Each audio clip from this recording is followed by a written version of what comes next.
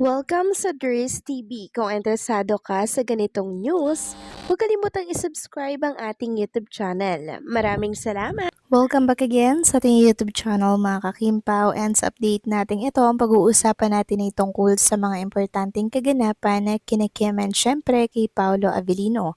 Pero bago po ang lahat, maraming salamat sa inyong patuloy na pag-support at pagsubaybay sa mga daily update natin. Kaya naman bilang pasalamat, narito po ang isang napili kong komento patungkol po ito sa naging previous update. Mula ito kay Ginang Norma Dayag, sabi niya, "There's good day, Kim is sharing what she is receiving. Kaya no wonder she is much blessed with the blessing coming from the Lord. She is just sharing the blessing what she receives.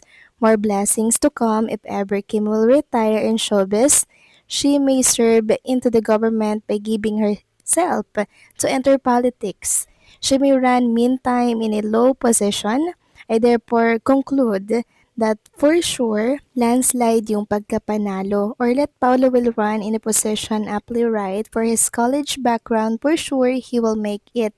God bless, KP." Maraming salamat po sa komento, Ginang Norma Dayag. Yes, tama po kayo dyan. Kung ano po yung nare-receive ni Chinita Princess na blessings, yun din po yung sineshare or binabahagi niya sa pagtulong sa ating mga kababayan po na nangangailangan every year. Ginagawa ito ni Chinita Princess. About naman sa politics, Ginang Norma Dayag, kahit hindi naman po tumakbo si Chinita Princess, nagsishare pa rin naman po siya, hindi ba?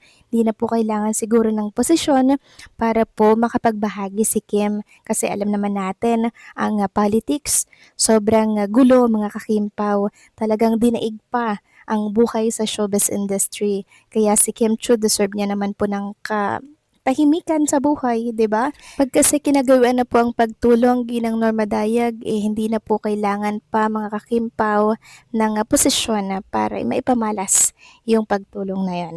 So maraming salamat sa komento, Ginang Norma Dayag. God bless po at mabuhay kayo. So ito na nga, pag-usapan na natin ang mga balita po na nakalap natin sa araw na to ng Miyerkules, at unahin na nga nating pag-usapan ang tungkol dito sa heartfelt reaction or comment ng mga netizens sa ginawa po ni Chinita Princess. Sabi nga dito, "We came across a post filled with heartfelt reactions showing how this gesture reached beyond its recipient and touched the wider public. It's a reminder that a kind heart can inspire many, and that's why it truly defines an influencer with a purpose." So ito po yung mga komento nila mga kakimpaw. Pwede namang tumulong kahit hindi ka politiko. Salamat sa mga katulad or mga tulad ni Kim Chiu. Good taxpayer pa siya. Sabi pa ng isa, "Using your influence and capabilities for the good of others, now that's admirable indeed. Kahit sino ka pa, mayaman o mahirap, kung ang ginagawa mo sa oras mo ay para sa ikakabuti ng kapwa mo, walang sayang." So ilan lamang po yan sa mga reaction ng mga casual netizen. So grabe, nakakataba po ng puso. Grabe, taon-taon, every birthday ni Chinita Princess, talagang nagsishare po siya ng kanyang blessings. And alam nyo ba, laman na po ito ng lahat ng social media platforms, naging ng mga malalaki po na website.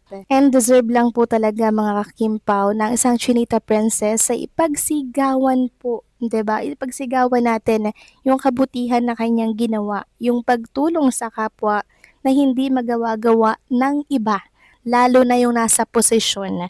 So hiyang-hiya naman kami, no, para sa kanila.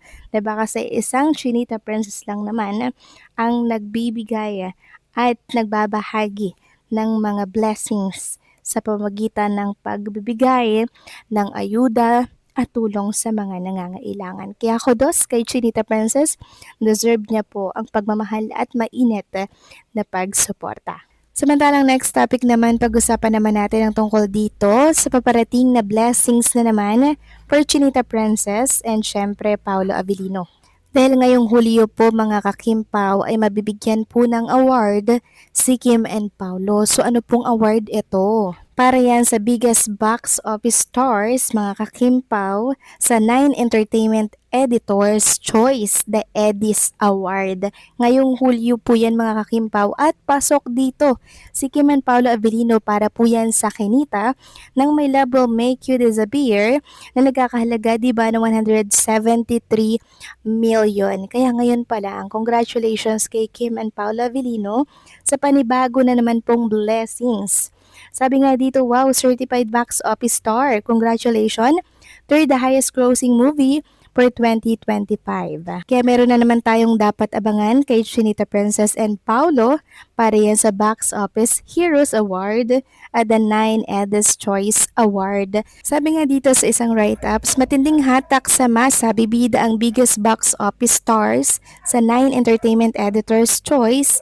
The Edis ngayong Hulyo matapos magpasabog sa takilya ang kanilang mga pelikula. Patok na patok din ang tambalang Kim Chiu at Paolo Avellino sa romcom na My Love Will Make You Disappear na humakot ng 173 million. Wow! Advance congratulations kay Kim and Paolo Avellino. Sobrang deserve nila mga kakimpaw ang makukuha po nilang award dito sa Box Office Heroes at the 9 Edis Choice Award. Grabe! Another blessings na naman ito for Kim and Paolo Avellino. Well deserved naman nila mga kakimpaw, di ba? Dahil sa laki po ng kinita nila dito. So hindi lang po dito sa ating bansa yung pagsuportang ginawa ng mga fans at mga casual netizen, maging sa iba't ibang panig po ng mundo, pinanood at sinuportahan po nila mga kakimpaw ang My Love Will Make You Disappear. So grabe yun mga kakimpaw, kaya nakakataba lang ng puso na humakot po ng milyon-milyong piso ang My Love Will Make You Disappear. Kaya deserve nila mga kakimpaw na mabigyan muli ng another movie.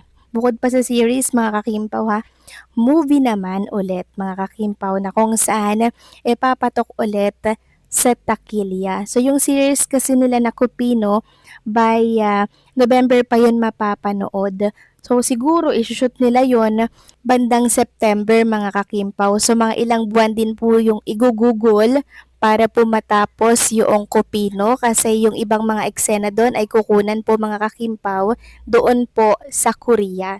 Kaya talagang kakain ito ng mahaba-habang buwan para po matapos. Pero okay lang yan. At least meron po tayong susubaybayan na taabangan, di ba? And for sure, hakot na naman po sa viewers ito sa Prime Video Philippines.